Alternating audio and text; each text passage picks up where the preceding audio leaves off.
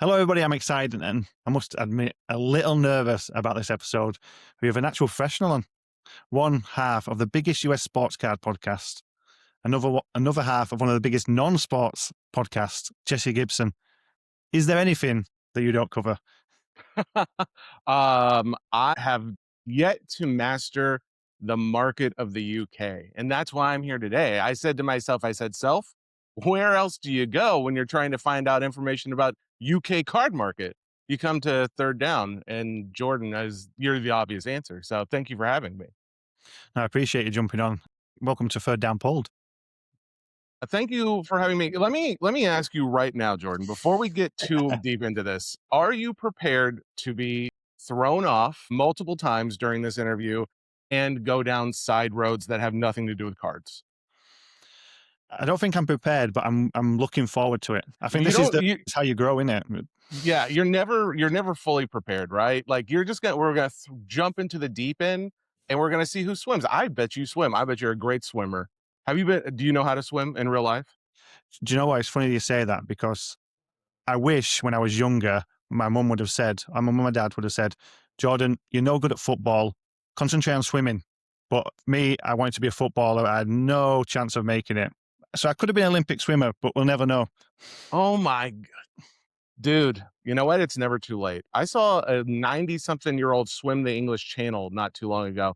Maybe they were 70. I can't remember. But the point is, never give up on your dreams, Jordan. If you want to swim the English Channel, you're going to do it. I know you never said you wanted to do that, but I want you to do that. So, okay, so that's good. All right. So, I don't want to like take over. Let me give a little preface of where I'm coming from so that when I sound manic and or out of my mind, it's for a good reason. So we're in Middle Tennessee, as you know. You seen what is it making like worldwide international news, like the bad weather we've had here? I- I'll be honest with you, I just saw your posts. Oh, So okay. it might be, but for me, I've just concentrated on Instagram. So I've seen you're the main source of the weather for me from Tennessee. I like that my sports boy Instagram channel is the main source of weather for the UK. That is troubling to say the least. But that being said, like an ice storm like we haven't had in decades came through here over the weekend, and where we were hoping for snow, we got like 2 to 3 inches of snow, but then like just a half inch to an inch of ice. And if anybody's ever experienced like an ice storm, that's enough to where like trees start like falling over and breaking in half, and then power lines go down. So literally this morning before I came on here, up until about 10 minutes before start, I am out in my front yard with a propane tank and a blowtorch. I kid you not, a blowtorch. I could buy it at Home Depot. I went out there and I was just drying slash melting the ice down my driveway because I'm living on like a little bit of a hill. So if I go down it on ice, I'm just gonna keep going. So yeah, I've been doing that and thinking a lot about cards while I was doing it in preparation for what we were gonna do here. That's one thing that impresses me with the Americans. They just know how to handle snow, and it don't matter how big it is. In the UK, we just fold. A couple of inches, we just fold. It's just too much. We're not going out of our houses. We're waiting until it goes. Dude, I bet you would get. Here's the thing. That is how, because I'm in the South, right? Like I'm in Nashville, Tennessee, which is considered South. We are very much not accustomed to any kinds of snow, let alone ice. But there was so much weather forecasting up to the event that it's like, okay, well, I'm gonna go out and I'm gonna try and prep for this because I usually just ignore it. It's like, oh, another tornado's coming through, big deal, it'll never hit us. So this time I'm like, this ice looks like it's going to go everywhere. I better get a generator, I better get something. And long that was a very long ordeal, but bottom line is I finally found something that could melt ice if and when I needed it. I hoped I never needed it. Turns out I did. I don't hate it. And to have a blowtorch, I don't know if like does that sound like a real American thing to say? Like, oh, I have a blowtorch, I'm out in my front yard blowtorching things. Is that a normal thing that people in the UK say, or is that just a US thing? Yeah, I think it might be a US thing. I'm sure people have blowtorches, but I don't think they've ever had to say that I've got a blowtorch, maybe in a conversation. I'll tell you what, when I come over there in a few weeks, I'm bringing the blowtorch. We'll have some fun with it. I mean, if you can get it through customs, I'm going to be so impressed. That'll be the biggest feat of my celebrity is can I get a blowtorch through customs? I'm going to say no, but we'll see. You mentioned you're going to come over to the UK. We'll get onto them shows, very show that you're coming to see. But You couldn't see the third down guys. How do you know the third down guys? How did that evolve? That's a it's a fun question. So I'm trying to think where I think it was at the Dublin Card Show. I gotta think, like, I'm trying to think, like, did I know of Third Down? I know I believe I saw a post for you guys, probably for supplies and things like that. But last year when I went to the Dublin Card Show in February with the Soccer Card United guys, so Danny from Third Down comes up to me. He's like, he wanted to do a little content. He had heard the show, and we started talking some. And I told him, like, I was actually really wanting to get into more of what's going on in the UK market, but I also like I told him to we started getting on the topic of like social media and how to post and things like that. And he mentioned that there was a bigger team behind him.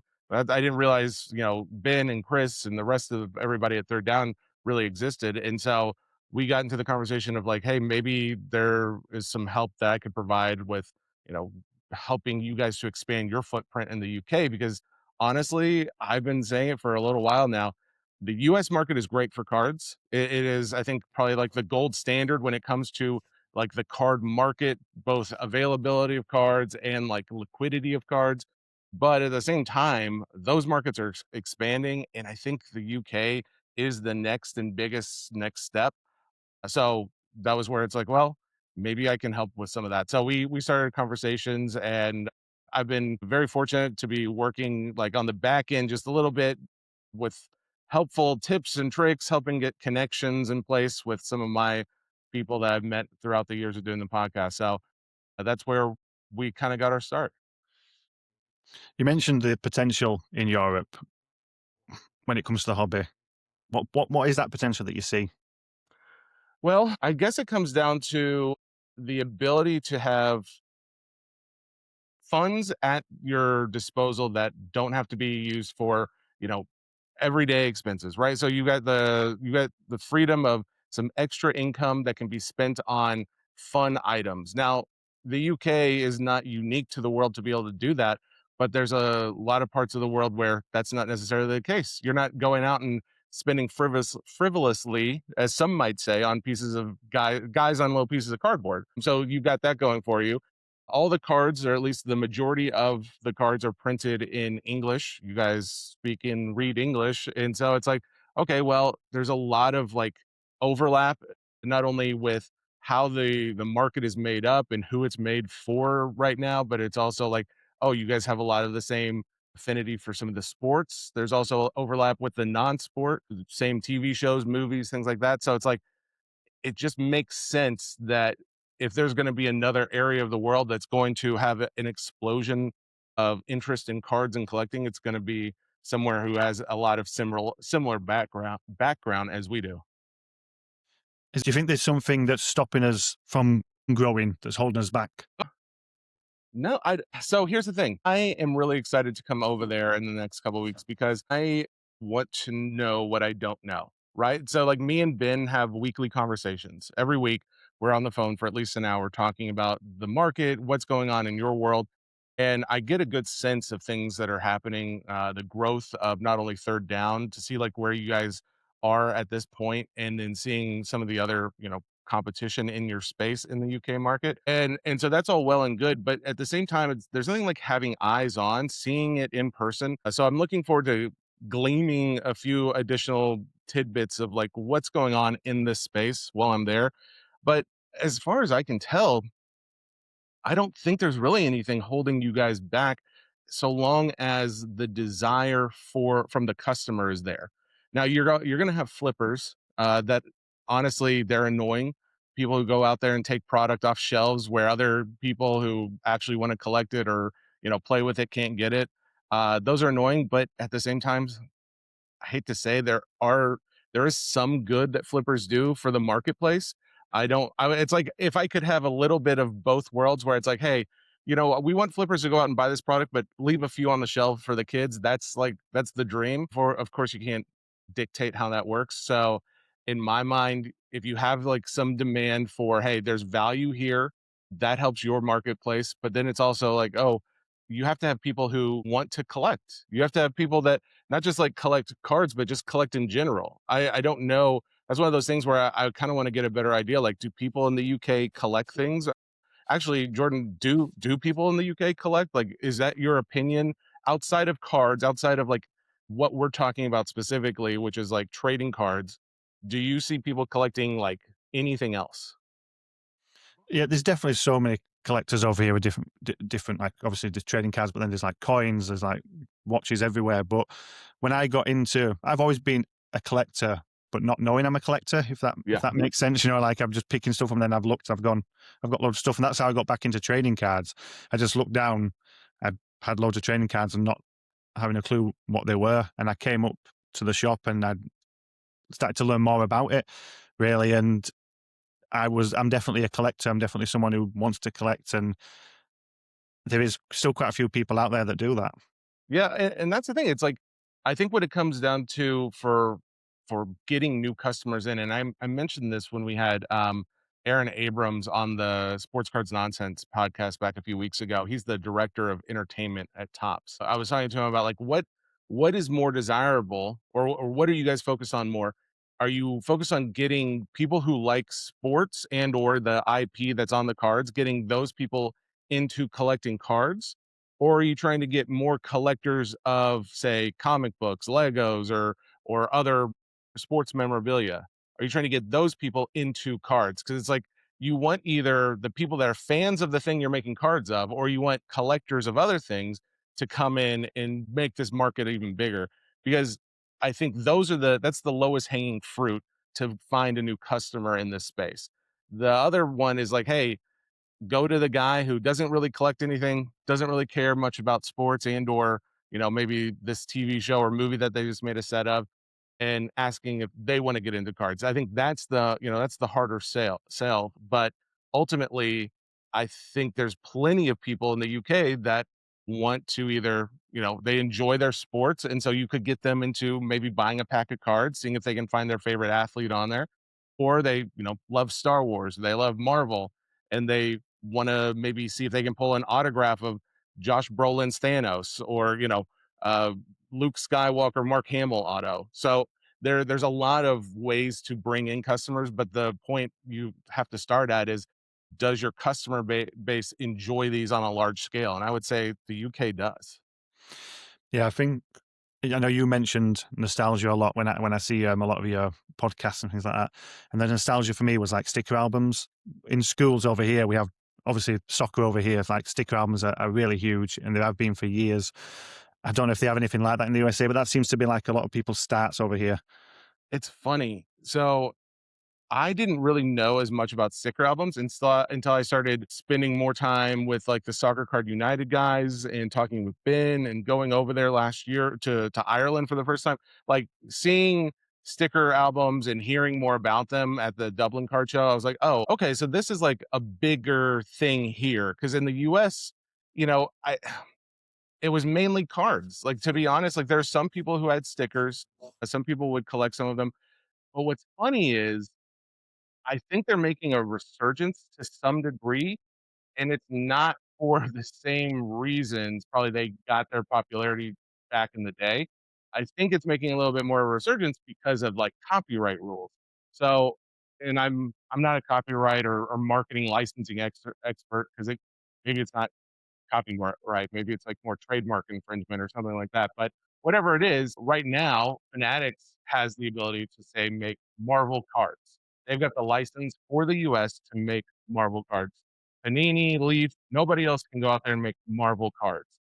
However, apparently, I don't know for sure, but I don't believe they have Marvel sticker licenses. So I just saw a product release from Panini. I was actually going to talk about on this week's Hobby Nonsense podcast, where Panini has just marketed and they've got for sale on their site these Deadpool Marvel licensed stickers.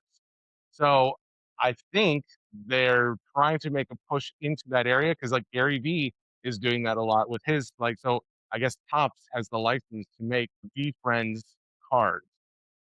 They don't necessarily have the sticker license. So Gary Vee has been putting out like these spectacular stickers that are about to come out. They've been doing another step before this on stickers. So it's like I think you're going to see more stickers, but I think it's mainly because it's a licensing issue more than a demand for sticker collecting. Yeah. That'd be interesting because a lot of people who collect stickers over here have come from the World Cups stuff, and obviously with the World Cup being in the United States this year, I'd be interested to see if it kind of took off over there. Does that like so I'm curious from the point of view of you, Jordan, you are you a big soccer guy Yeah, or foot? just sports, but yeah, Can I soccer say as well. soccer? Am I allowed to say that? Is that You can, yeah, offensive? it's fine. Okay. No All offense, right. no offense. If anybody took offense, I do apologize. Football. The, so are you a soccer fan in general? Yeah, If the fact that the World Cup is in New York, does that mean anything to you? Do you care about that? I'm like a massive fan of the World Cup, so wherever it'd go, I would watch it or I would collect the stuff anyway. But I wouldn't say it would be a big deal either way, like a negative or positive. It's just the World Cup. I feel like it probably more of a positive for people in America, Mexico, and Canada. I would say Yeah. more access Well, to and I football. think that that's the hope for a lot of, people who want the market for soccer to grow and or just want the sport of soccer to grow more popular in the US. I think they're really happy about the fact that it's in New York this year. It's kind of crazy because the same week of like the finals for the World Cup is the same week of Fanatics Fest in New York, which I got to question if they did this on purpose or not. Like there's part of me where it's like, oh yeah, that's really smart to do it at the same time, and you'll have like a lot of sports like athletes that may be able to come to the event because they're here for that one. But at the other hand, it has become a nightmare from what been told about hotels and getting like just any kind of reservations in place for that week to go to the event. For I did like when they first announced it, I was like, I want to get my same hotel as last time I'm going out. I'm buying my tickets for it. And it was already sold out. And this place typically has space for plenty of time. Like they don't sell out that quickly. But that's when I realized, oh, this is going to be almost impossible for the average person who has to fly in and stay in New York City or stay near the event. It's nearly impossible to find a place because of the World Cup happening. So I'm very curious to see what we see at Fanatics Fest, which definitely has more of a soccer focus than probably most other card shows anyways. They try to be inclusive to most sports that they make cards for. So it's like, okay, well, you've got the World Cup right around the corner. You've got the card show there. There's got to be some kind of like, bringing over of athlete or something like that to make this thing really big. So I'm hoping that we draw in a lot of fans of the sport and then turn them into card collectors. A few months before that, you're going to be coming over to the UK, which we're looking forward to over here. You're going to the Dublin show again. That's something I'm going to go to with Ben. It could be my first show. It would definitely be my first international show. What was it like as you for the first time going? Wait, so you've not been to the London card show, or you're saying it's your first international show? I've never been to a card show before. I'm hoping to go to one before Dublin, but it could be my first card show. But it'll definitely be my first international one. Wow. Okay, that's pretty cool. Well, I'll tell you this, I can't compare it to the London Card Show because this is gonna be the first time I've been to the London Card Show. So I can't say in comparison how big or anything like that, but I will say last year's event, it was jam-packed. I think they had sold out very quickly. And my understanding is they have another floor this time because it got so big. I am very curious to see if they don't expand this thing to like twice a year or something like that because it seems almost silly not to just because I don't know if Ireland has a bunch of card shows. But from my personal experience, there was a lot of like a lot of people there, a lot of like international presence. It wasn't just people from Ireland. There was a lot of people from the UK. In fact, I met a lot of really nice guys that I still keep in touch with online that are in the card business besides Third Down, but like who break and or are just fans of the podcast or something like that. So I think you're going to have a great time. I think it's going to, unfortunately, I think what it's going to do is also kind of set an expectation pretty high because it's like, I bet London Card Show is on par, maybe even better. I don't know yet, but I would say though that's probably on par. But most other card shows probably aren't going to be to the level of what you'll experience there, just because of just how big and how rare this event is, being only once a year.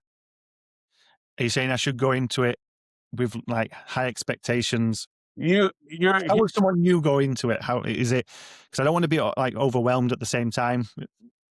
I would say you'll be overwhelmed. Don't try not to be because you will be.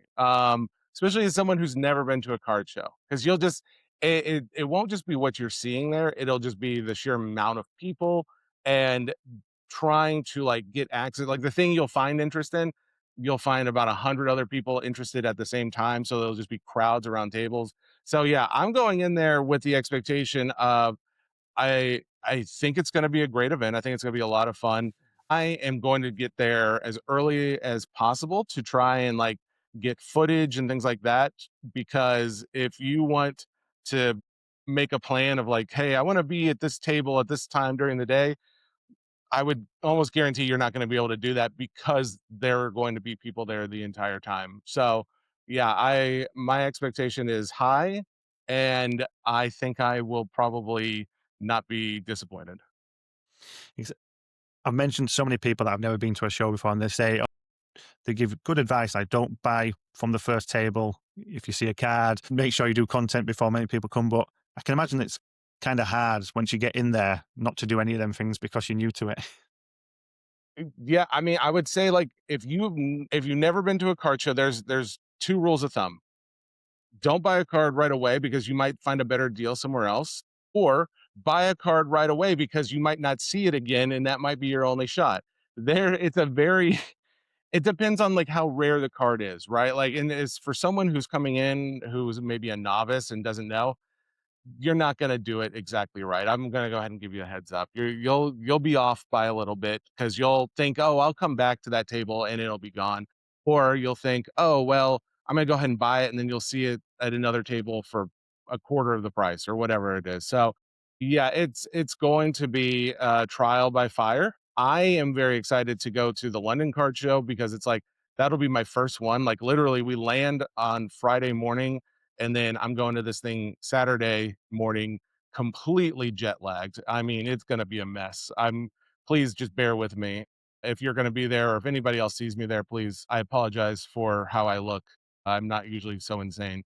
But that being said, I think that the shows like going to for you going to the Dublin Card Show, anybody going to their first card show, it's like, all right, go in there with what you want, knowing what you want to get, have prices in mind, and then start scouring the tables. When you find something that's at a decent price, don't be afraid to pull the trigger because you'll know based on comps and things like that if you got a good deal or not. Even if there's someone who has a better deal, it doesn't mean you got a bad deal just because you purchased one and you found one later that was cheaper. So, so keep in mind going into it, what you're looking for, how much you're wanting to spend, and I I don't think this is really an issue with this show, but like sometimes I'm like be leery of like the dealer at the table. You know, if they're willing to work with you, if you see a card on the table that you're like, oh yeah, I check comps, it's like a $100 card and they've got it on there for like 150, $200 or something like that.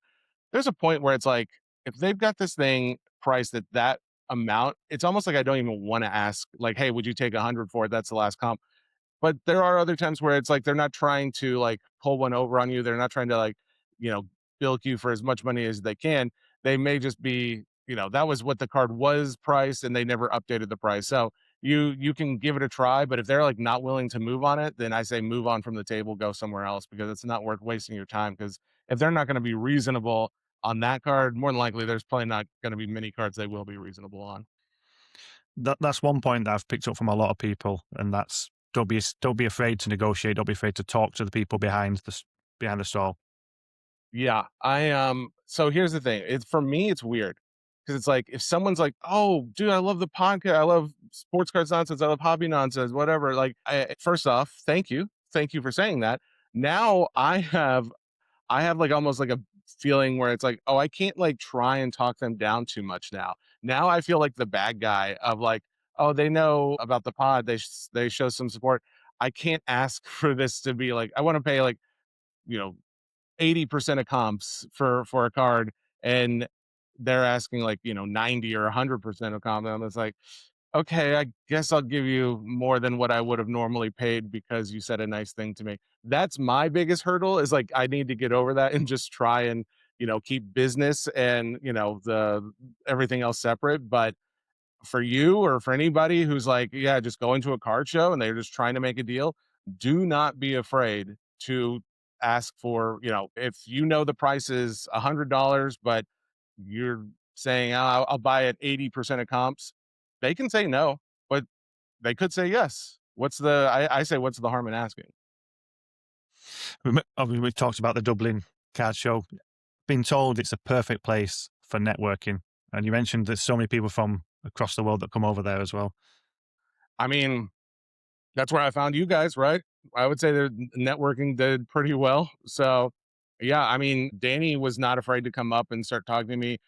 I met like a number of the tops guys also over there that some I had had like a little bit of relationship with. We talked online before, but putting faces to names. So not just like individual breakers or individual card shops, getting to know them, but like also getting to know maybe more of the corporate sides of the business. Because if you're in the business of cards, you're not just doing it for fun, for collecting, or for just the hobby of it, then you may be in there wanting to grow your business, wanting to find people who have product or allocation where maybe they have extra, they don't need it, or maybe you're needing more product and you're finding people who do have it. It's a great place to network if you are in the card world. And if you're not in the card world, it's just a great place to have fun and meet, most of the time, very, very kind and nice people. I'm looking forward to going, and sure, we've got, if you're there, Jesse, Ben's going. There's the right people there to show me around. I have a real problem with not embarrassing people. Like, I don't want to my wife and daughter are very familiar with this. I love them so very much.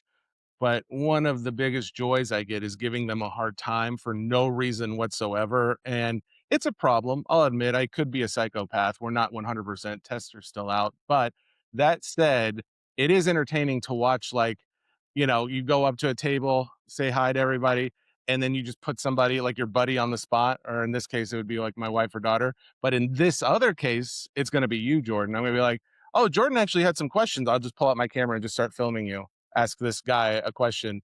I can't wait to do it. You're gonna hate it. I feel like you just described me though, so you might get it back when you're not expecting it when we go to the next table. That's fair. But here's the good news is I am very accustomed to embarrassing myself on purpose or on accident. So I say, let's do this thing. I'm excited. It's definitely. I need to think of some. I need to think of some ways to do it, but we're You definitely got a looking you got a forward to few it. weeks to come up with some good planning. Got some preparation out there, but I'm definitely gonna have to think about it now.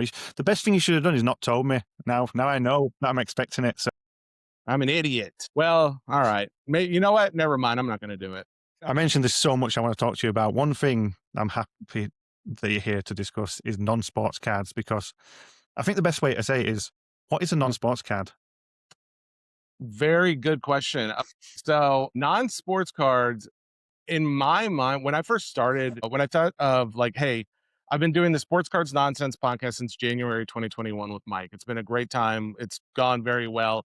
But I've always felt like we just don't have enough time in the show to dedicate to updating people on what's going on in the non sports card world. And so it's like, I often have just thought of like, non-sport cards are every card but sport cards. So if you've got like soccer, F1, baseball, basketball, football, anything like that, those would all be sports cards, but everything else was a non-sports card.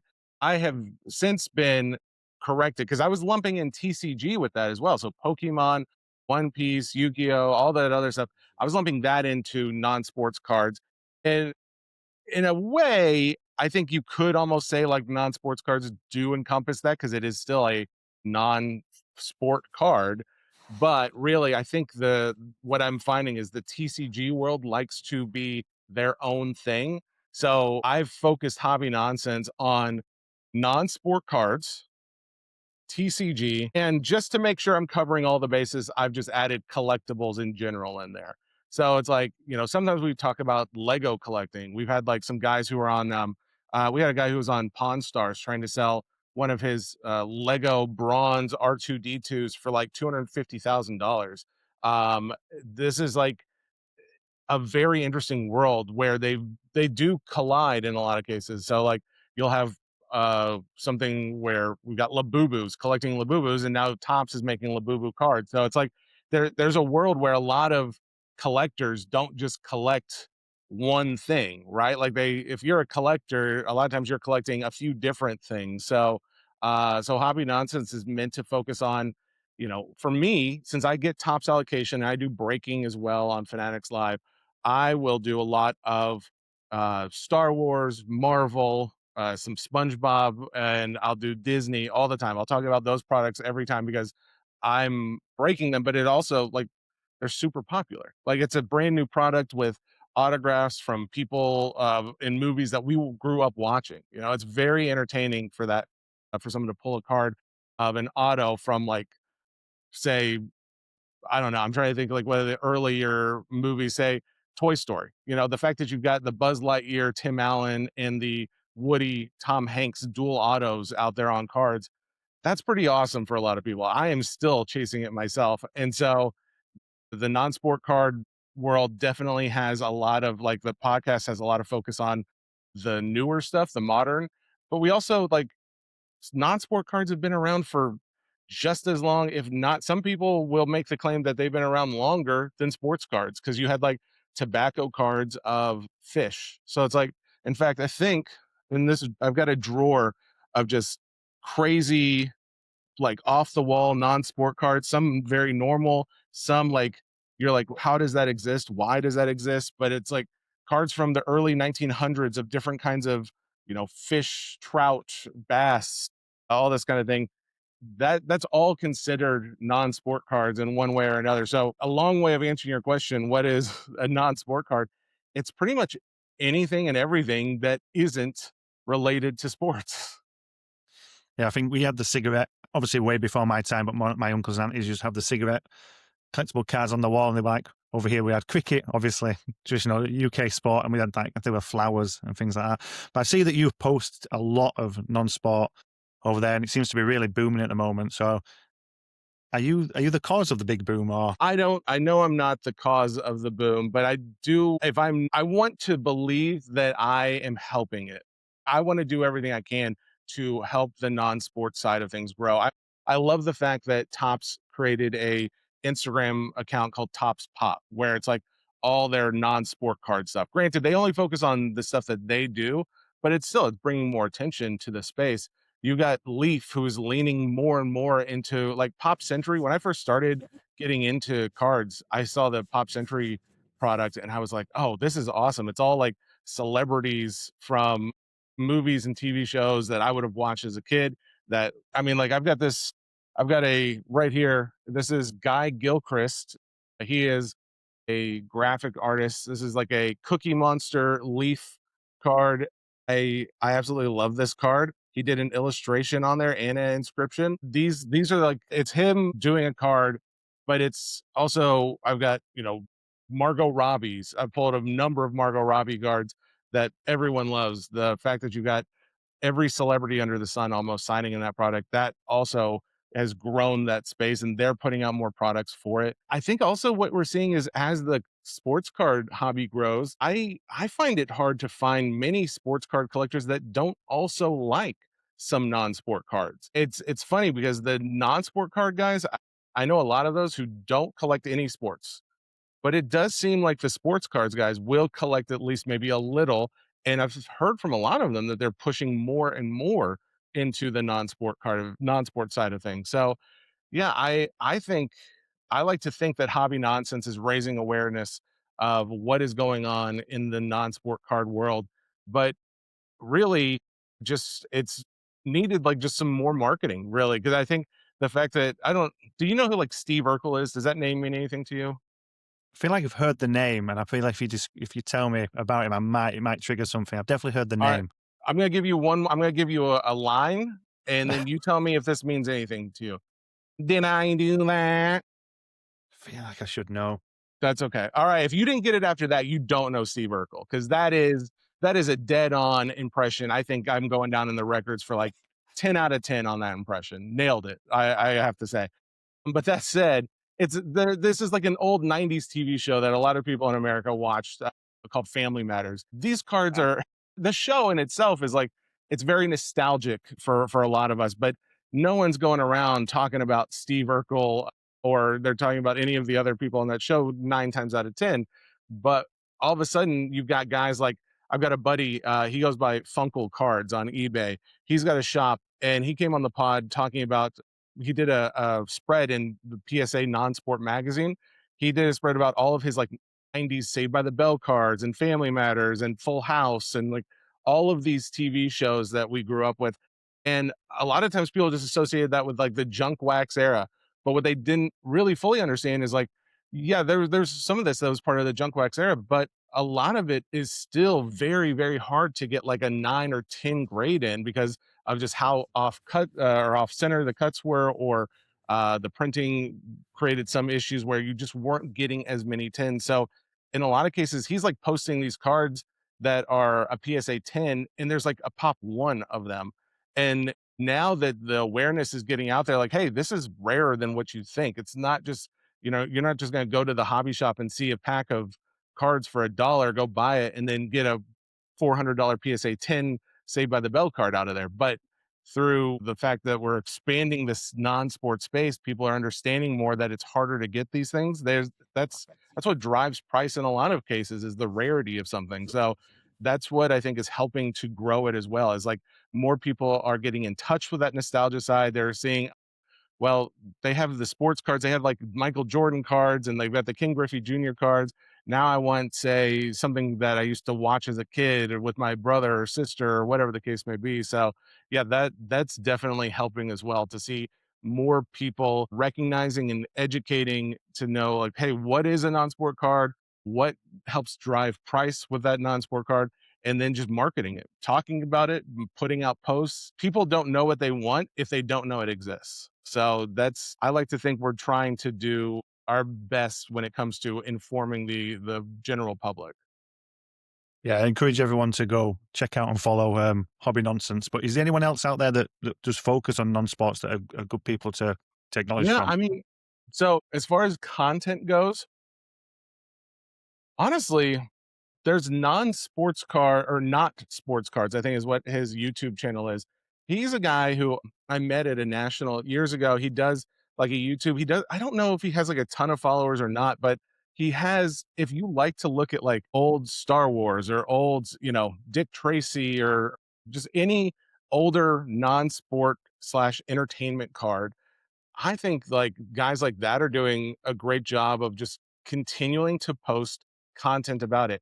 I think for the most part, what you're seeing is more sports channels or more sports focused content expanding into non-sport. So like the Mojo Break guys, they have a podcast that's been popular for a while and they talk mostly sports, but they will dabble more and more. I've been noticing more and more content of theirs being pushed into non-sport topics. And so I think like as far as people doing content out there, a lot of it is like depends on your definition of content, right? Because like the Hobby Nonsense podcast, it's strictly that. It's just a podcast for me and Ray. Ray Solorio is my co-host. He's been a big Pokemon guy for a long time, so he's been like truly educational for me and a lot of people as far as like the TCG side of things, because that was like my weaker educated non-sport card knowledge. So he helps back up a lot of that. But like the non-sport entertainment world, for the most part, I don't know if it really exists because other than like that not a sports card, I think that's his channel, or just not sports cards, either way. And then the Hobby Nonsense, I don't know if there's anyone creating non-sport content for non-sport content's sake, because I think a lot of it is like, hey, here's a clip of us pulling this card from our break. So Mama Breaks is like this Stephanie from Mama Breaks. She's very kind and great person, and she does a lot of breaking, but a lot of the content is just, them pulling cards and breaks, which is cool. People want to see cards, but I just don't see a lot of people just focusing their time and attention of like just creating the content of, for entertainment or educational purposes, either way, that is solely based on the non-sport side of things. So I would like to see more of it, honestly. You mentioned obviously you break both non-sports and sports. Is there a big difference breaking non-sports to sports, or is it similar? Well, so When I've said breaking of sports, that's more of like the royal we. I like so when I was doing on the Sports Cards Nonsense channel, Mike would always do the sports side, or Eddie would do the sports side, and I would still focus on the non-sports side. I have done a handful of sports breaks. I think the best term is embarrassing. So when I've done them, I think that's the most popular term, at least for me. I don't know the players I should know a lot of times. Now, granted, I think I will play down my knowledge because I know personally I don't think I have a very high knowledge base for like how to, not only like what a player's position is or their skill level, but like how to pronounce their name even. So I'll play that up so I don't look quite as bad when I do get something wrong. It's like, oh, I knew how to say the last name, Lemieux, and that's great. I don't look as dumb for not getting that one wrong, but when I get other names wrong, it's like, oh, it's okay. He already talked about how dumb he was. So, you get ahead of it. You have to get yourself, yeah, you make fun of yourself so that they can't do it later. That's the whole name of the game for me. So when it comes to sports breaks, I will occasionally do one if I've got like a box of something, but oftentimes it's more, I leave it up to the professionals. Obviously, big non-sports guy. So, what is the one set missing from non-sports? Like just that I want or that they need to make. It could be both. So, if there's an answer for each one, we'd take that. Hmm. Take two answers. All right, that's fair. So there's that question gets raised a lot of like, what is a set you would like? I've often said an Office. Like The Office, obviously, both. It would be amazing they did a UK and American version together. I would love both in one set, but either way, if they did two separate sets, I would love that. I don't know if and when we'll ever get something like that. The Simpsons is just like a no brainer. They have to do it. It'd be insane for them not to. I personally feel like we will see a Simpsons set because they've got early '90s Simpsons. In fact, I've got a few graded cards like sitting right here on my desk from some of those sets. Those are awesome. That was like my favorite show growing up. I in the amount of celebrities that have come through there, it's because that's a big thing with non-sports is autographs, right? Like we love a lot of the art on the cards. We love the characters, and especially if it's like a low number parallel, even better. But a lot of times we're like, oh well, if we can get that autograph, that's really what's going to sell it. So if we have a Simpsons set that comes out with a lot of autographs from all the different celebrities throughout the years that have been in the show, I can't imagine how well that would do. And you could do, given the amount as well, you could do so many years of that product. You could be doing that for multiple years. And I've just got to hope that Topps is like keeping it close to the vest and they're like working on licensing and all that stuff now because actually they don't even have to work on licensing now that I say that. When I had talked to Aaron a few months back, the director of entertainment over at Topps, he had said essentially they can make cards of pretty much any show that you see on Disney Plus. Do you guys have Disney Plus over there? Yeah. Okay, so Disney Plus obviously has a lot of TV shows on there, but they've got like pretty much everything that comes on Fox because they bought out Fox as well. So they have the ability already as far as licensing goes. But the real headache, from what I'm told, is just getting the autographs for the cards. Like that's the biggest issue is just like tracking people down, getting them to sign. And that's why we see so many sticker autos. If there's a world where we got on card autos, it would be absolutely insane. But yeah, so that is a set that I think needs to happen. I want to see happen, but does not currently exist. As far as things that do currently exist that I would love to have, a lot of things like I try and get, and then it's like if it's so rare, I almost kind of don't want it because I know it's going to be really like the expense of it helps throw off my desire for wanting it. So the more expensive it is, my desire starts going down. So that being said, like one of my like a fun one that's typically between 6 and 800 US dollars a box is 2014 American Pie, or is it 2011? 2000. Let's call it 2014 American Pie, and we'll find out if I'm wrong. Actually, you know what? I'm not going to guess at it. I've got my card right here. 2011. Oh, thank goodness. So 2011 American Pie, Topps American Pie. So this is where you had the Taylor Swift rookie card.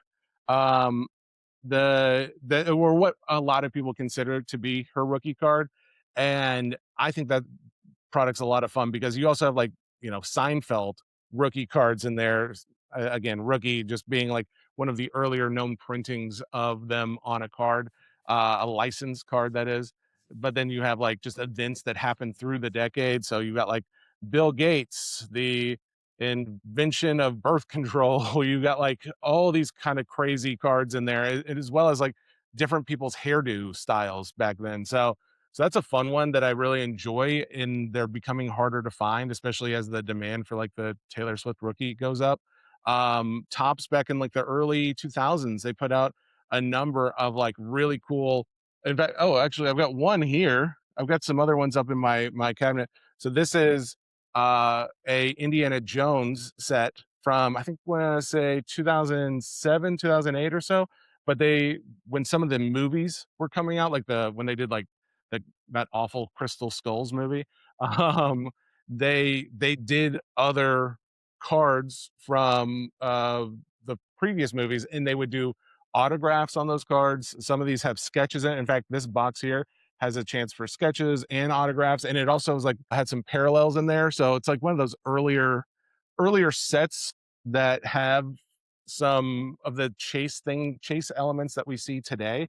So stuff like that I like a lot. They did that for Indiana Jones, Lord of the Rings, and one or two other movies too. I'm trying to think. But yeah, ultimately I one of my favorite types of cards is a sketch card. In fact, this one here, so I've been told for you true Star Wars lovers out there, you might know this character. If you aren't a true fan, you may not know who this is, but this is a sketch of a gentleman by the name of Jack Porkins. This sketch card I think looks so good. I've been told I might bear a slight resemblance to him.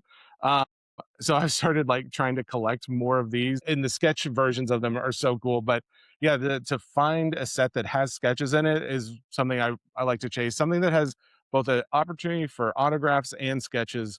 That's my biggest like collectible for myself for non-sport cards. I don't get me wrong, like I still have a lot of like just base and or non-auto, non-sketch, non-sport cards.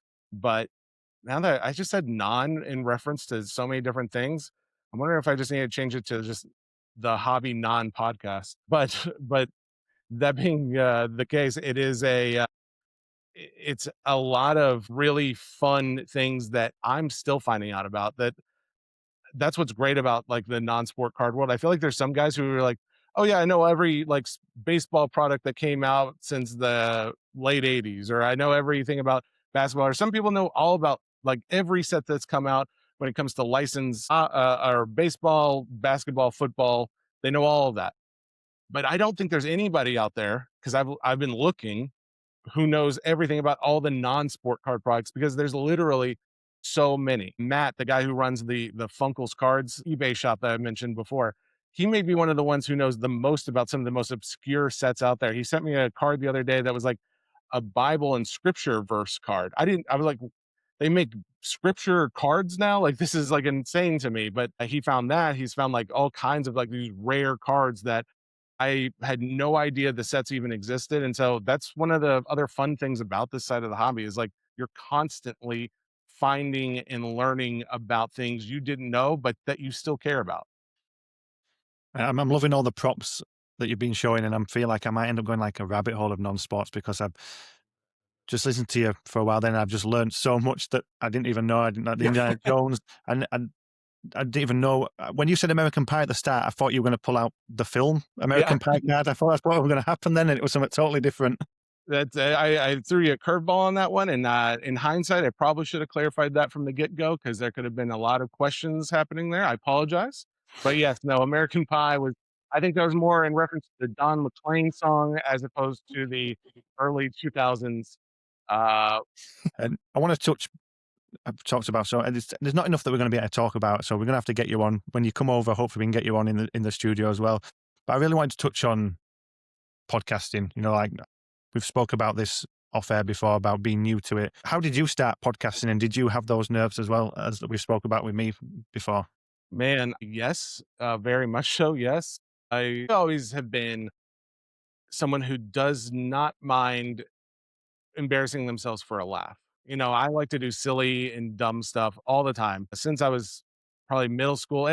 In middle school, I did Bohemian Rhapsody for a talent show. I lip synced it. And up until that point, I was kind of like a shyer kid. Like I would like make little jokes here and there, but when it comes to like being in front of a crowd, it was not for me. But I had a teacher that convinced me to go do this thing because it would be funny if I lip synced Bohemian Rhapsody in front of the entire middle school auditorium. It worked out surprisingly. People laughed. I've always been a big kid. Like in fifth grade, I was 5'11" and 180 pounds. Like, I don't know what that is in stones or kilogram. I don't know how you guys measure things. And I apologize because I'm a dumb American, but it's a lot. It was a lot. And, so I'm like just this big kid. I got made fun of for my weight or just being bigger than other kids. So being someone who's now getting laughs not at, but like with me was like, oh, it was like a revelation. Like, oh, I enjoy attention. Oh, wow, this is fun.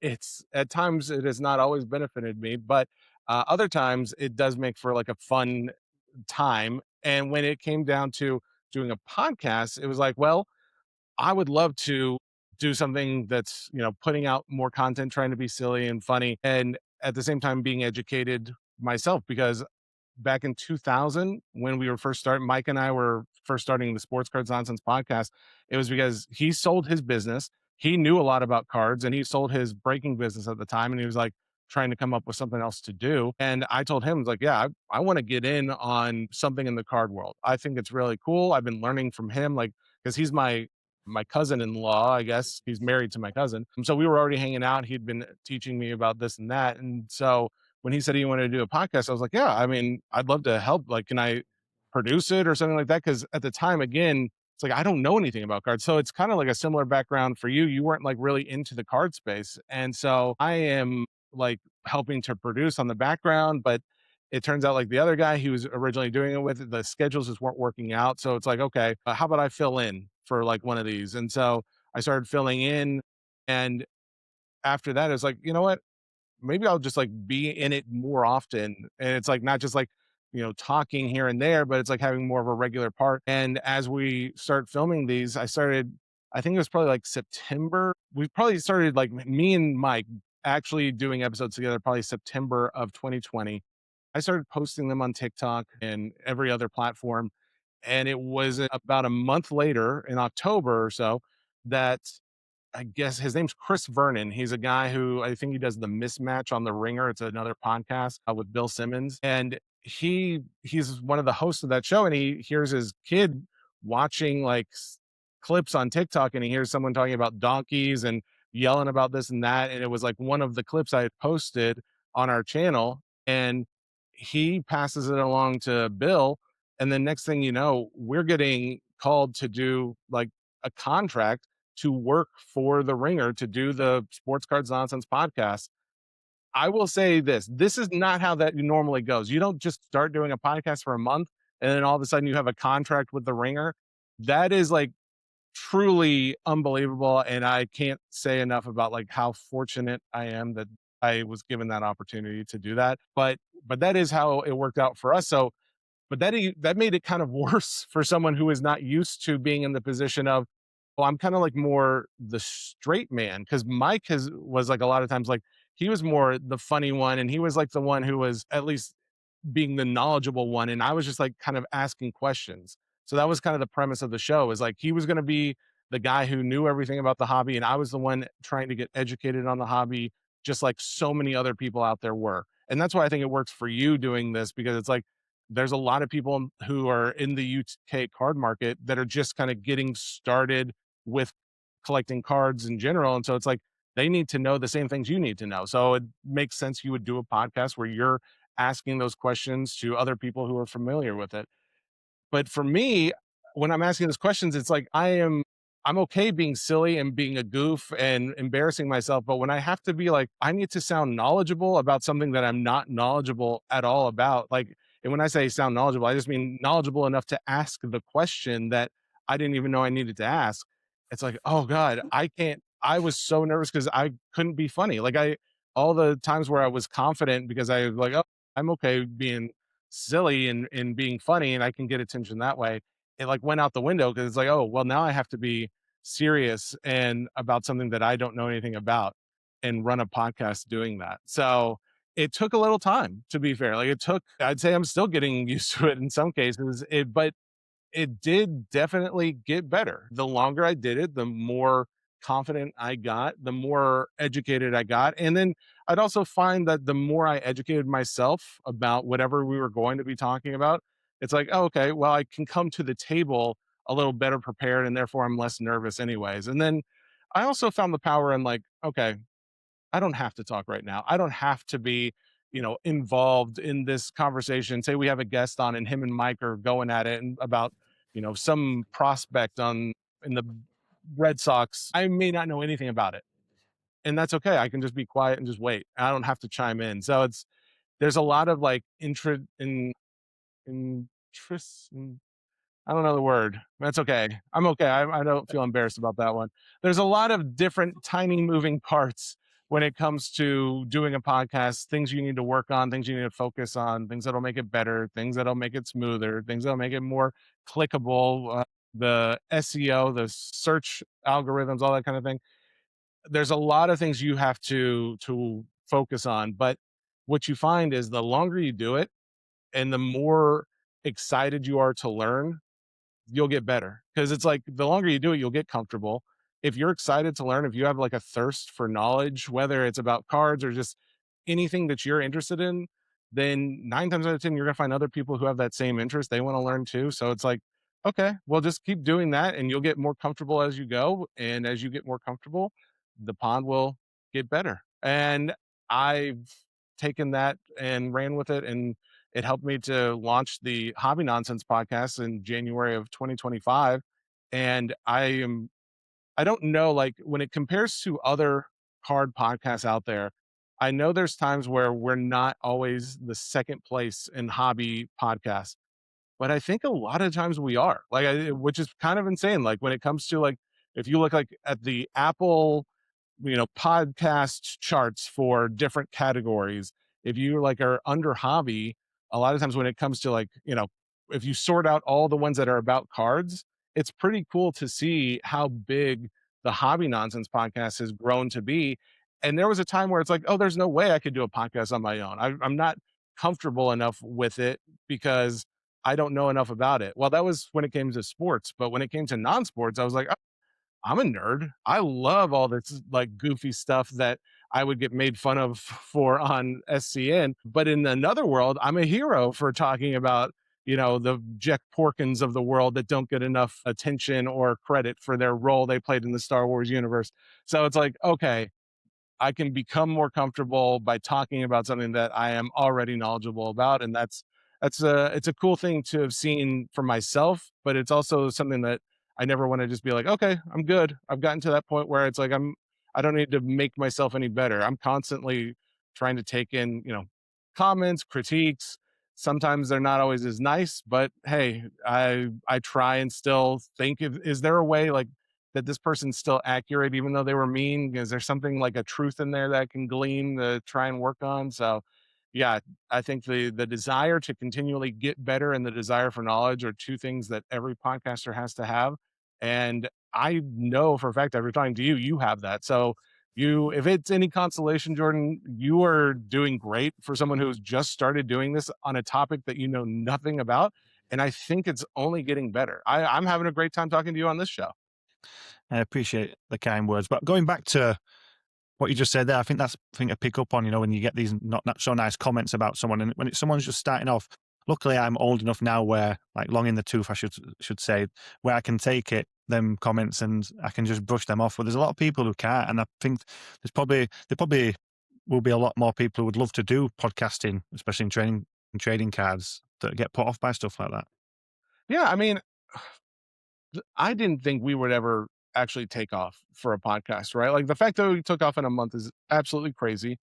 I would say for anybody who's wanting to get into it, don't have that kind of expectation and just do it for fun. Like there's nobody who is going to stop you from putting out a podcast if you want to make a podcast about anything. You can do it. I think you can find almost all the tools for free in most cases. You can do it.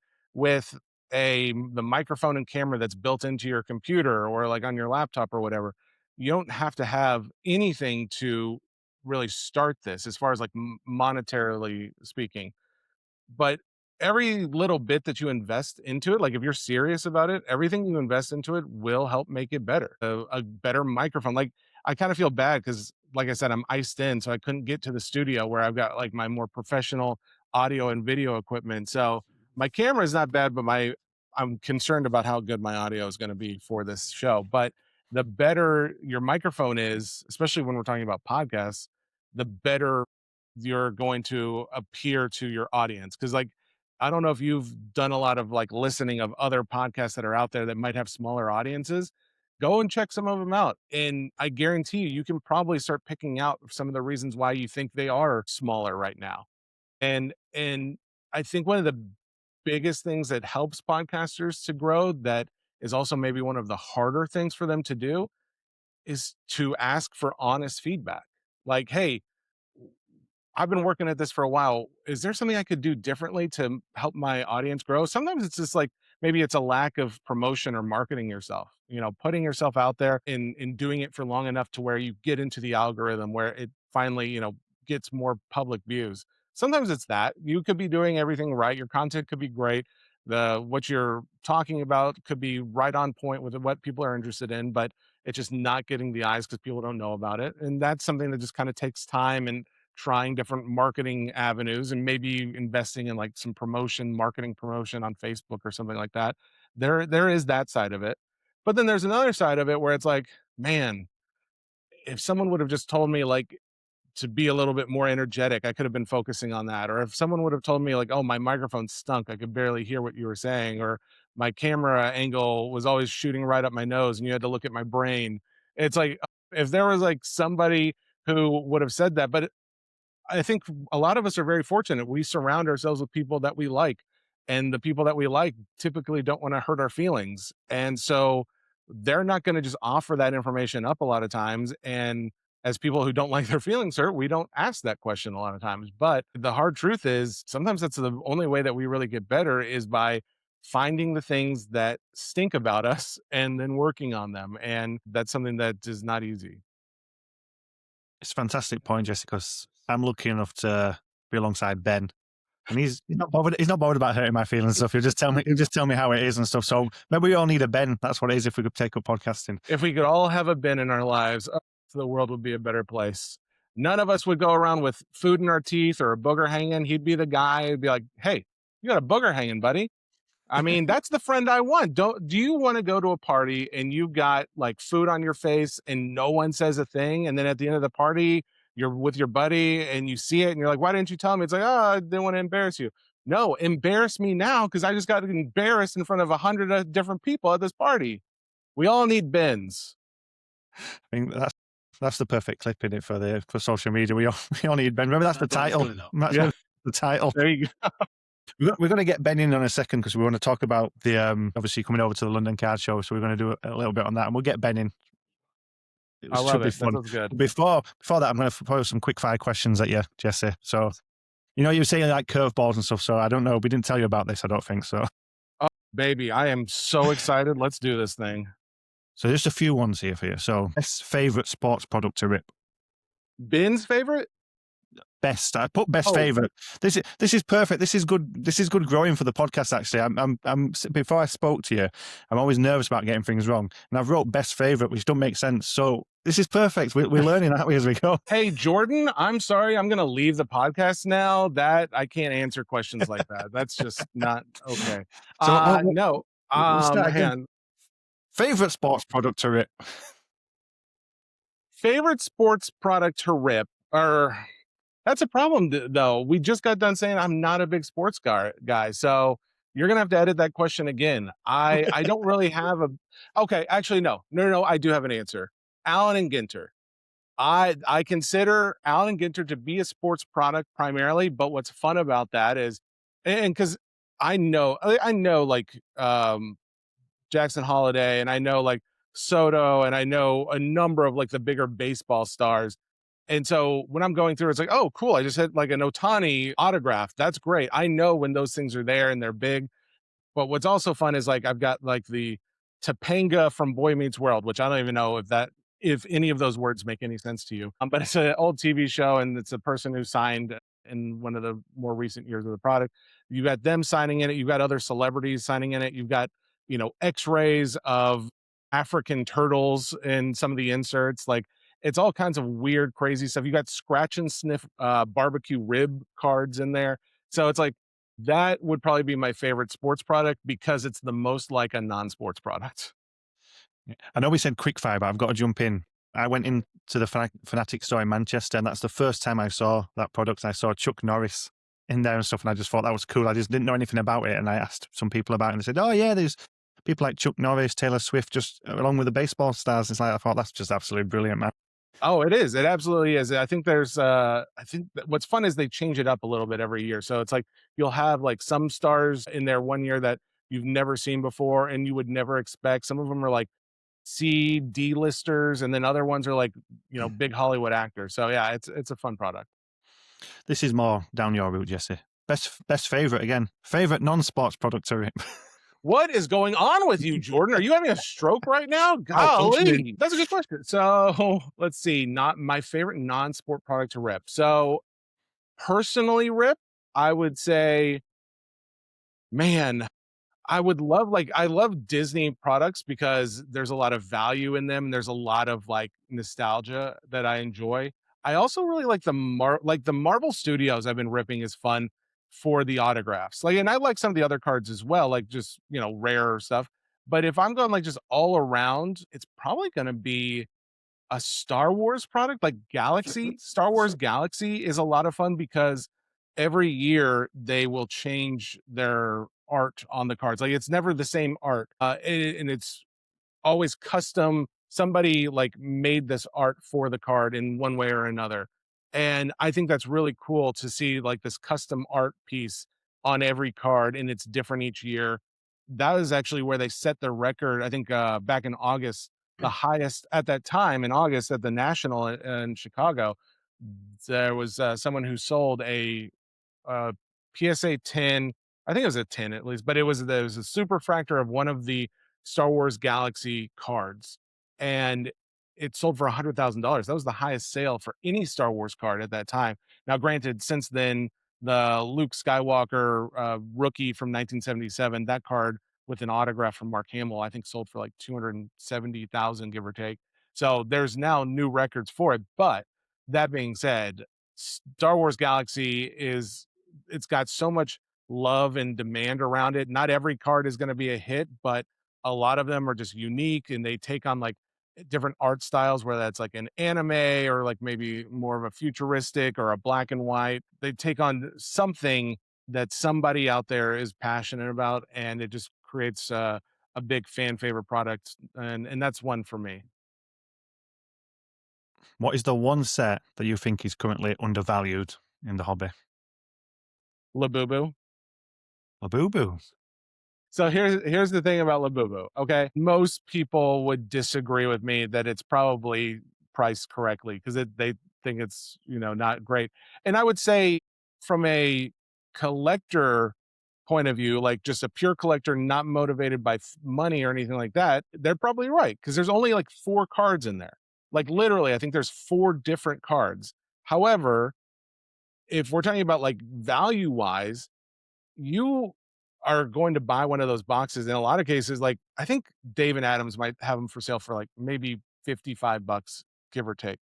It may be higher now. Honestly, I haven't checked in the last week or two, but you can pull a numbered card out of like 399 or 299, something like that. And I'm saying this because I did this.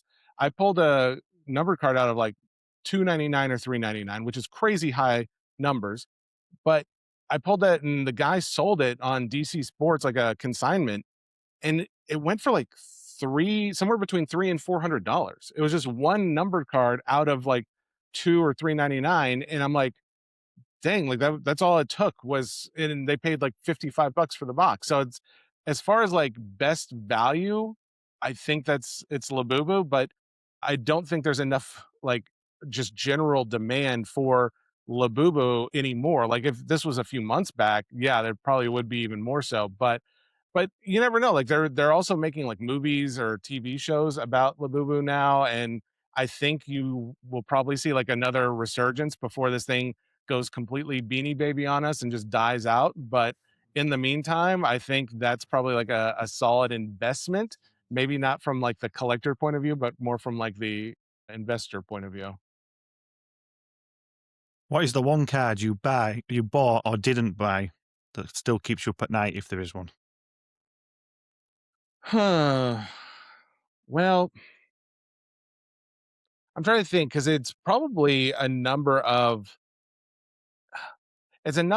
cards that I found when it was like 2021 in the non-sport world that I didn't buy because I just didn't have the money at the time to be spending on it. Because like before, like 2021, again, we started the podcast in January, and I was still working my corporate job. I worked until December of 2021 at my corporate job while still working the podcast, and so I was finding it difficult at times to be able to, you know, do both. And that was also like before we got sponsors and stuff like that. And so I just didn't have all the funds to be able to go out and buy cards. But man, I saw so many 1966 Batmans out there. That Batman, if the 1966 Batman, if you're not familiar with it, is considered like kind of like the rookie Batman card. It's got like this, there's the card is called the Batman. It's got a red background, and the that is going to be like the GOAT Batman card.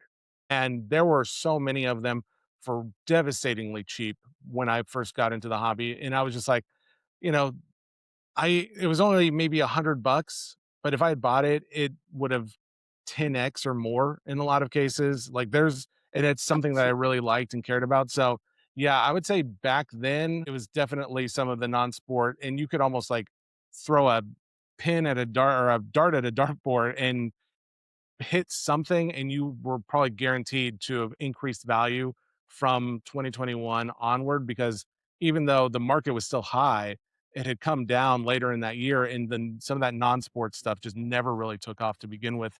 That we're now seeing a increase in pricing for. And I've put this one in just for you, Jesse. Your best one of one pull outside of the Walt Disney Superfractor.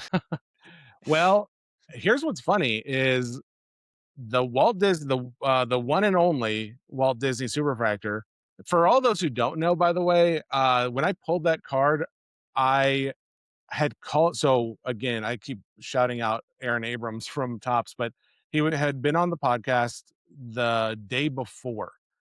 He was on Hobby Nonsense. We were talking about the 2025 Disney Chrome release, and I told him like, "Oh, I'm ripping that product. I saw you got like the one and only Walt Disney card in there. I just want you to know that I am going to be pulling that card. I know there's only one of them, but I'm going to be pulling it." So I had said that on the podcast, and then within, I think it was like the first case and maybe the first few packs, I pulled that card, and it was like I couldn't believe it. It was out of this world. Now, the guy who pulled that card, or I pulled that card for, he went out and sold it. I think he sold for like $13,000. Um, but within a month, maybe it wasn't even a full month, but the Disney Sapphire version came out. So the 2025 Disney Chrome Sapphire version came out, and I was ripping that. And that's when I pulled what is now the biggest card as far as value goes that I have pulled.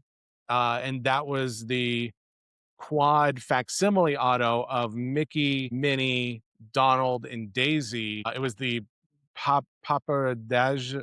It was the one of one sapphire. However, no one knows how to pronounce it, and if you say you do, you're a liar. But it was the one of one version of that card, and when I pulled that card, someone had bought the Mickey and Minnie spots, and then someone else had bought the Donald spot, and someone else owned the Daisy spot. So between the four characters, there were three owners. Someone came into the chat and offered 30 grand for that card, and paid out the guys while I was still alive, while I was still breaking, sent over 15 grand to one of them and sent over 7,500 to the other two.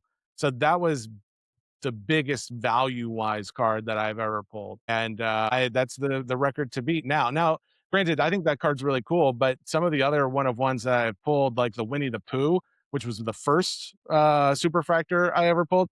Even though like that, the other one is more valuable because Winnie the Pooh Super from 2024, I think did somewhere around like 8,000 or so as well. That was more memorable to me because it was the very first Super I'd ever pulled, and I love Winnie the Pooh. I just Jim Cummings, the guy who does the voice, is awesome, and yeah, it's just a whole. There's a lot of nostalgia and fun around that card as well. So that probably means more to me, but the other quad auto was definitely the more valuable one. I think I only found this out earlier today, actually, that Ben told me that I'm actually sat in the seat where someone pulled the Walt Disney Superfractor from 2024. Is that right? The year before. Yeah. And then obviously I'm talking to someone who pulled the 2025. You know what? I mean, what's absolutely insane about that is like we were talking, like I talked to Ben about that, like right before it had happened too. Like I didn't, I found out before I had actually voted that you guys had the one and only Walt Disney from the year previous in your shop. But wasn't it not only that, you guys pulled that in one case? Somebody bought a personal case, pulled that card. And then, if I'm correct, the guy bought a second personal case and he pulled the one and only Walt autograph, which this last year did not have the autograph in there. Is that right? Ben, can you hear me? Is that correct? Yeah. Ben That's confirms that is insane. correct. That's insane that you had two back-to-back cases with that, like, like whoever did the packing of those, they just like put, all right, well, we're gonna put it in this case and we'll put that one in that case. And I'm sure they'll just separate these cases when they distribute them. I'm sure they won't go out together. And they went out together and that guy just happened to buy both of them. That's still the odds of all of this just blow my mind. But granted, it's not odds because they're giving us loaded cases. They tell us we're not allowed to say anything, but they tell us this is the one that has the biggest super in it. So just pretend like you didn't know that when you pull it. Does sarcasm come over well? I don't know if that comes I, off well. That was that's one thing we're good at, sarcasm, and you're nailing it. You must have been around a lot of the guys from the UK to nail sarcasm. We got that loud and okay. clear. Good. All right. I don't need anybody hounding me because Tops is giving us loaded cases, even though they are, and don't question me on it. And we finish off, we always ask the guest before a question to ask the next guest. So for you, this came from JJJ Cards. We changed it up a little bit because it didn't kind of work for you with the first question. But what advice do you have for someone who wants to take the hobby full time? Oh man. Okay. If you want to go into the hobby full time, don't be afraid to pull the trigger. And that can mean a lot of different things, but it may mean like don't be afraid to pull the trigger on buying a box of cards that is very expensive or that you need to invest in some equipment that you might not necessarily be planning to spend that kind of money on. There's a lot of times like if you're educated enough, like, and you're not just taking risk all the time.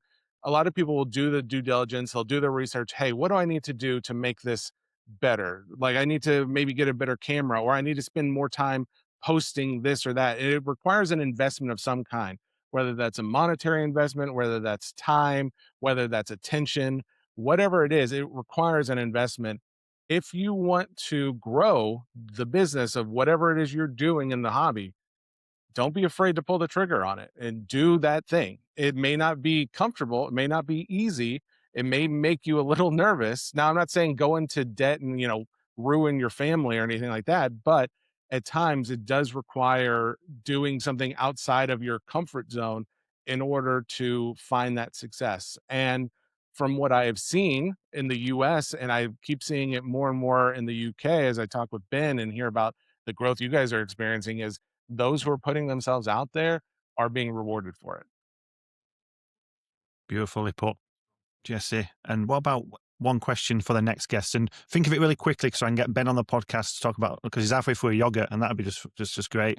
Oh, well, here's the thing. I have to do the Hobby Nonsense podcast in 16 minutes. So let's finish that yogurt quick, Ben. Okay.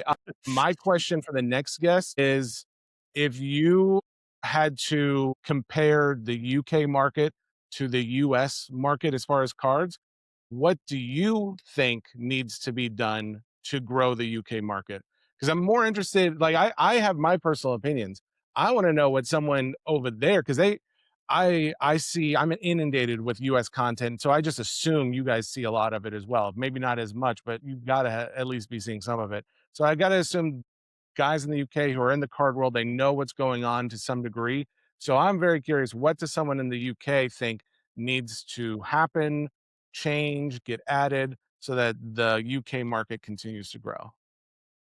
It's a perfect question for hopefully we can get someone on from the UK and that answer that for you, and we will go out for you.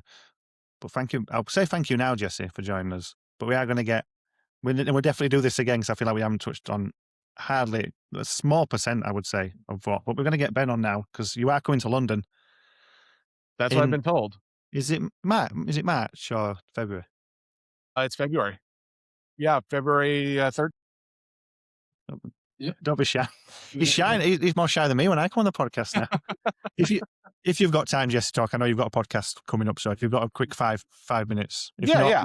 again, Well, I can make that work for sure. I can budge up for you. I can budge up.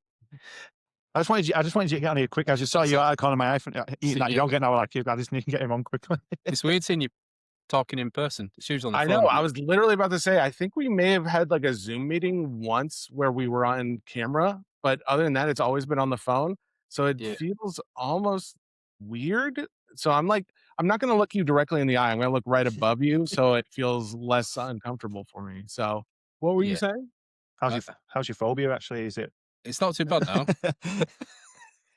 Oh, See, I'm usually walking around the car park, just like doing lots of the car park on the phone.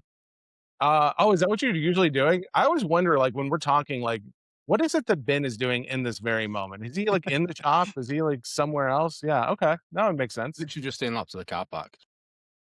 So everyone knows when you're on a meeting with me because they just see like some vagrant walking around a parking lot somewhere, hoping someone gives them change. That makes sense. Okay. The shop's shut as well, so it doesn't look like I'm there. Yeah. You're walking around the car park. Well, you're always so kind to take phone calls. Like I'm doing it based on my time. Like, and for you, it's like dinner time or bedtime half the time when we talk. So I feel grateful that you're willing to be so flexible. So thank you. I encourage you to walk wherever makes you feel most comfortable. Yeah. Maybe not car parks in the future, but we'll Yeah. get there. Okay. Well, yeah, that's the least comfortable then. But yeah, I just thought basically with you coming to London, we could talk about what you're looking for, almost advertise yourself to what you want. I thank you, Ben, because this is actually something I am very glad to. If you're going to the London Card Show, or if you're going to be, so this is where I'm going to be, that you're allowed to come and find me. If I'm at my hotel, you're not allowed to come and find me. But if you are coming to the London Card Show on the 14th, Saturday the 14th, and I'm Yeah. just double checking my numbers here. Yeah.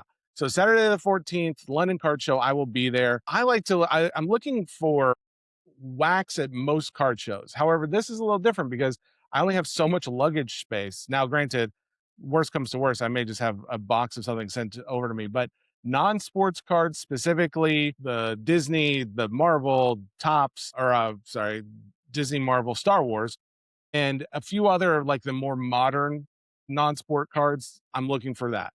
Now, singles, though, I'm looking for sketches, I'm looking for autographs, I'm looking for low numbered parallels, and I will also be looking at like the Pokemon market as well. But that said, I'm also going to look at just everything. I want to look at everything out there just because I don't know what deals are to be had, what things I can find there that I can't find somewhere else.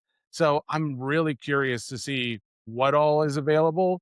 But I know for a fact going in that the non-sport side of things, that's specifically the Disney, the Marvel, the Star Wars, and a few of the other more recent non-sport cards. That's what I'm going to be looking at. Yeah. Perfect. But if you want to just come say, hey, I will also be at the Third Down shop in, is it Leeds?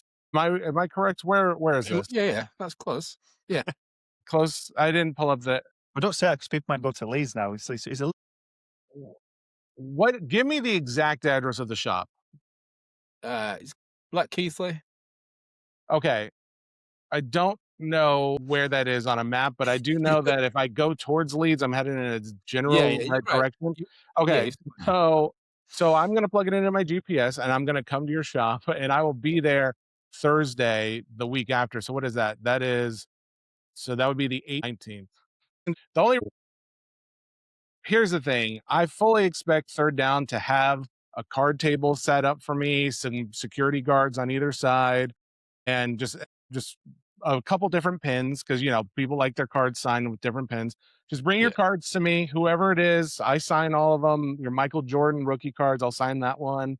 Whatever you need signed, I'm there for you. In fact, actually, here, I will be bringing a few of these.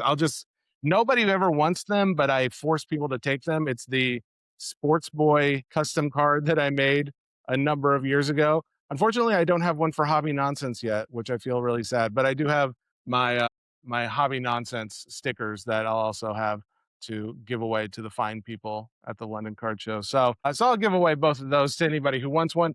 I'm not going to kid myself. I'm not like Brad Pitt famous, but in the card world, I'm kind of like, let's go like Chris Farley famous. So it's like, yeah, I'm pretty famous, but I'm also dead and most people have kind of forgotten about me. So yeah, I would say like somewhere around there fame wise in the card world. And I hope people don't spit at me. So I'm excited to be there.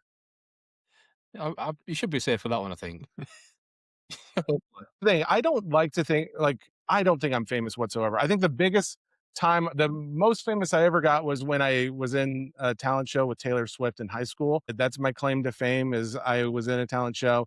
I tell everyone that I beat her in that talent show. I still maintain that I won, even though granted there were technically no winners, but everyone cheered more for mine than they did for hers. Granted, she wasn't famous at the time.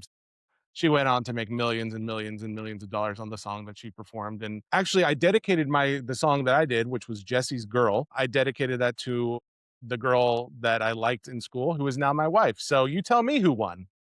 It was me. You're, It could have been Taylor. if you're talking to Ben and me, I'd say you're the winner, would you not? I'd say like this is an equivalent of celebrity.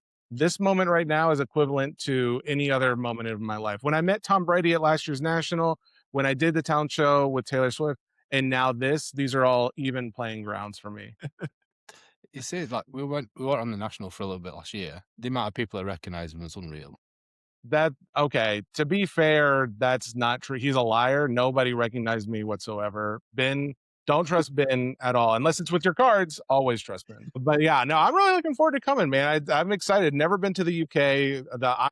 Ireland trip was the only time I've been to Europe. And so now it's like to go back a year later and now get to expand into London and then Northern England. I'm excited to visit the country, but also just to finally shake hands and talk to people I've been talking to on the phone for months.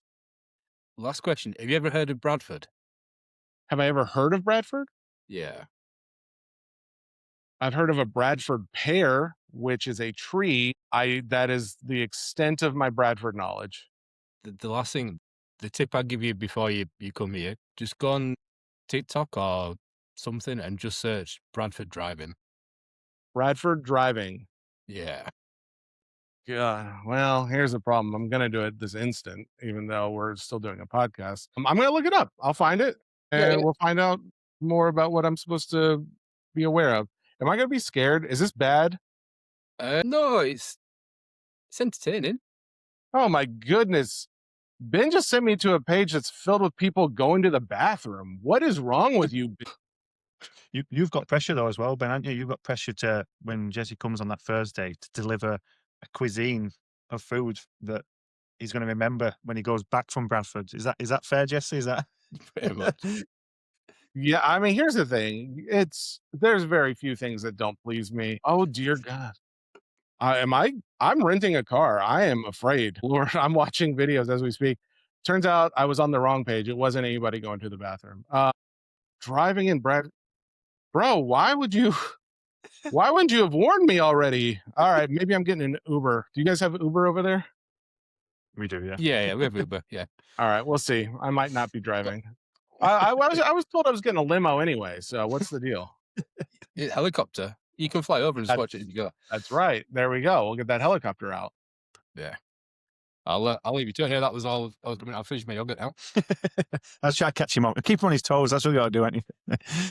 Well, guys, hey, Jordan, Ben, the entire third down team. Guys, I cannot wait to be over there. I'm super excited. I love the amount that you guys are growing and to see the expanse of the brand. And I feel like this is going to be just as educational for me as it's going to be for the people who see some of the content that I put out there. I will say this, if anybody's like a videographer, if you guys know of anybody, I'd hire somebody for the day, especially at the London Card Show, to just like be there and help film stuff. Even if you don't know editing, would love someone who I could like have do some filming so I can do some content. I can get it over to my editing guy. So I'm still looking for someone in that world. If anybody knows of anybody, hit up the Third Down Boys, or you can reach out to me directly on social media or something. So Beautiful. I'm sure we can arrange that. But Jesse, yeah, thank you very much for jumping on.